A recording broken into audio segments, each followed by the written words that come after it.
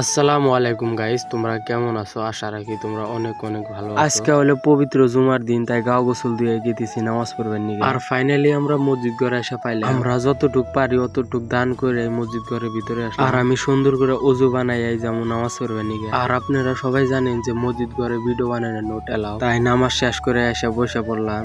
নাস্তা নিয়ে এসে নাস্তা দিব সবাইকে। ভাবছিলাম আমি একলাই নাস্তা খাওয়ার পাগলা, এমারা দিয়ে সবাই নাস্তা খাওয়ার পাগলা। আর ছোট বলাহান তো আরো পাগলা, ওগের খালি নাস্তা দেখলি মনে ফুর্তি বাজে জায়গা। আর নাস্তা খাওয়া লাহে লাহে শেষ হইতেছে, আর লাহে লাহে মানুষ বাড়িতে গেতেছে গা। আর আমি তো মনে হয় বের লাস্টে। আর সবে আমাকে নিয়ে হাসাহাসি করতেছে।